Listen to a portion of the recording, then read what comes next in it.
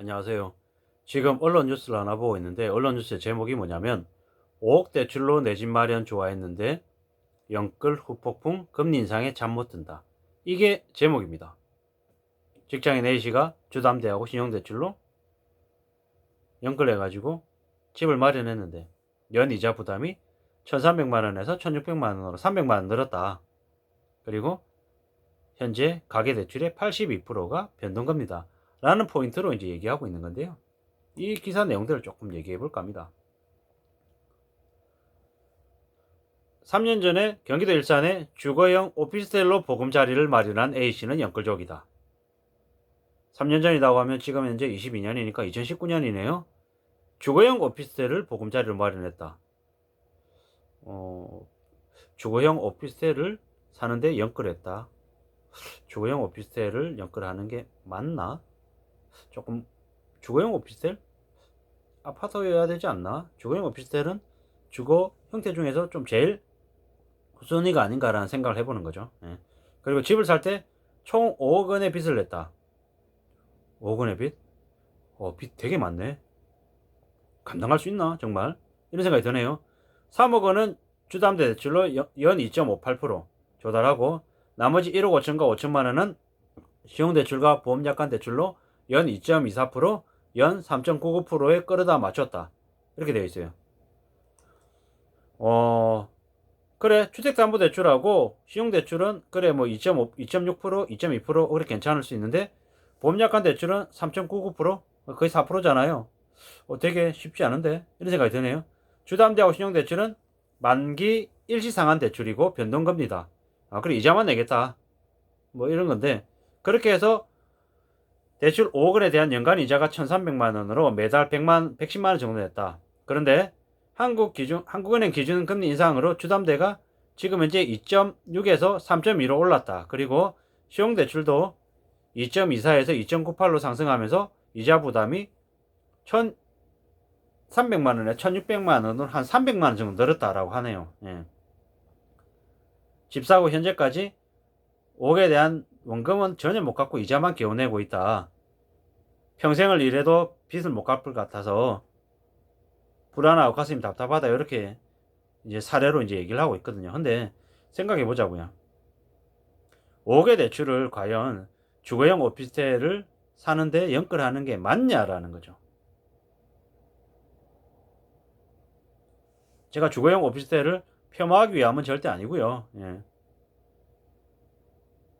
뭐 임대하기 위한 목적, 그러니까 월세를 받을 목적 이런 걸로 저는 이제 오피스텔을 생각했는데 아닌가 봅니다. 예.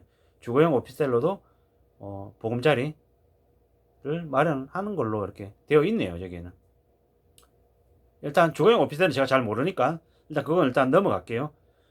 빚을 5억을 졌다라고 하는 그 대목에서는 저는 조금 납득하기가 어려운 거죠. 5억을 대출했다. 5억이면은 이자가 그래 3% 치면 5, 35 이러면은 그냥 1년에 이자가 1,500만 원인데 아까 저기 사례로 봤을 때는 연 이자가 1,600만 원이라고 했으니까 대략 평균 썼을 때 한 3% 정도 수준인 거네요. 그쵸? 3점 몇 프로 수준인데 저게 지금 현재 기준금리가 시중금리가 지금 주담대가 아까 2.6에서 뭐 한 3.2로 올랐다고 했는데 지금 3.2가 아니라 4%, 5%, 6%까지 지금 오른다라고 지금 계속 얘기하고 있고 7%까지 지금 언론에서 얘기 나올 정도이죠. 그러면 3%이던 걸 6% 받는다고 6%로 내야 된다고 생각을 하면 지금 아까 얘기했던 그 이자 내는 이자 이율이 한 3% 초반대인데 그게 6%가 되면 그냥 연 이자 부담이 1,600만 원에서 3,200만 원이 되는 거죠. 130만 원 내다가 260만 원 내게 돼야 되는 거죠. 거의 그냥 그렇게 될 것 같은 거죠. 언제? 서서히 계속. 저 5억의 빚을 낸 것 중에 나중에 1년이 지나고 2년이 지나면 원금의 일부 상환하라는 얘기가 안 나올까요? 나올 거예요. 1억이나 2억이나 원금 일시 상환하세요. 라는 얘기가 통보가 바로 올 거라는 거죠.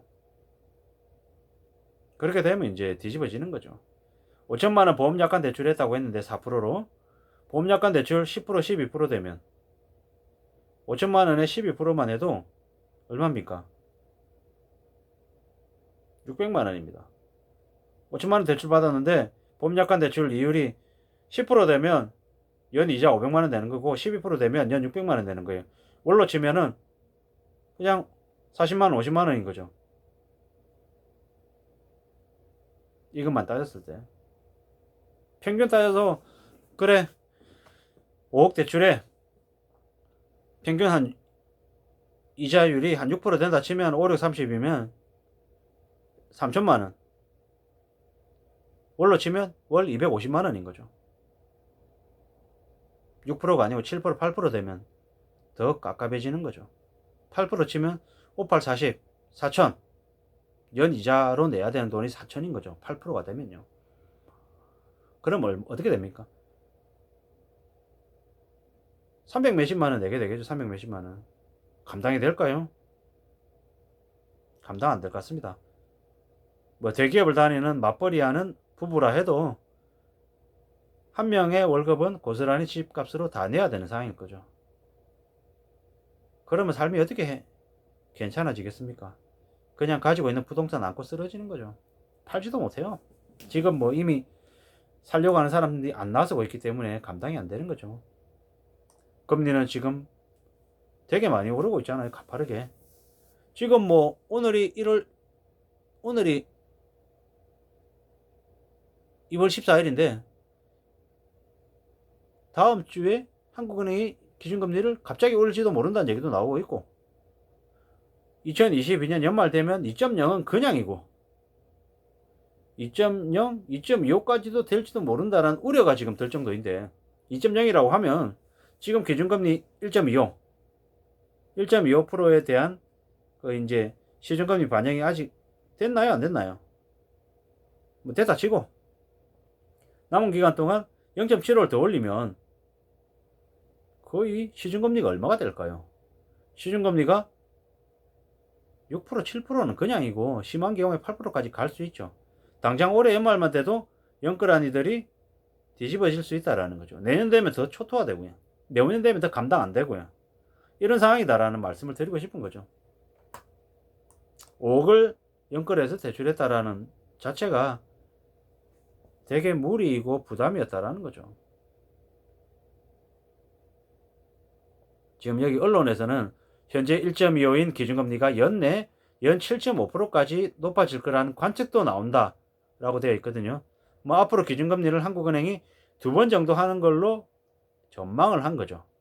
근데 2번 인상해서 1.75까지 가는 걸로 거칠 수가 없죠. 미국이 지금 나오고 있는 모습이 매우 강하기 때문에 절대로 저 정도에서 둘 수가 없다라는 거죠. 이제 큰일 난 거죠. 감당 안 되는 거죠. 실수요자 그리고 자기 돈으로 산 사람 그러니까 대출을 적게 낀 사람들은 집을 사서 잠 못 이루거나 힘들어하지 않죠. 집값이 떨어진들 그죠? 내가 살 집이기 때문에 어쩔 수 없잖아. 떨어져서 기분은 안 좋지만 그래 평생 살 땐 건데 어쩔까 살 건데 뭐 이런 생각으로 가면 괜찮다라고 생각할 수 있는 거죠. 근데 이제 아까 예시처럼 5억을 대출 받은 이들은 감당할 수 없는 거죠. 평생을 5억을 모을 수 있을지 없을지도 모르는데 미리 5억을 빚으로 먼저 땡겼다 라는 것 자체가 이제 매우 우려스러운 상황인 거죠. 대출 이자가 6%가 넘어가면 원금보다 이자를 더 낸다는데 그렇게 되면 5억을 빌렸잖아요.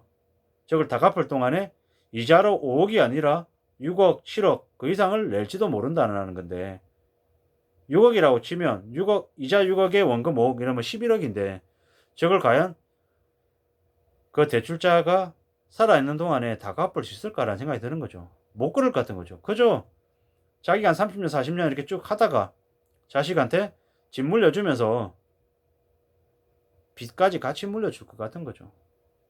참 무서운 얘기 아닙니까? 끔찍한 얘기 아닙니까? 자기 때 빚을 죽을 때까지 빚 갚고 끝내는 게 아니고 빚을 자식한테까지 물려줘야 될 판이니 그게 5억의 대출의 무서움이 아닐까라는 말씀을 드리고 싶은 거죠. 절대로 5억이라는 돈을 쉽게 빌릴 수 있는 게 아니라는 거죠. 쉽게 빌려서는 안 됐다라는 얘기를 하는 거죠.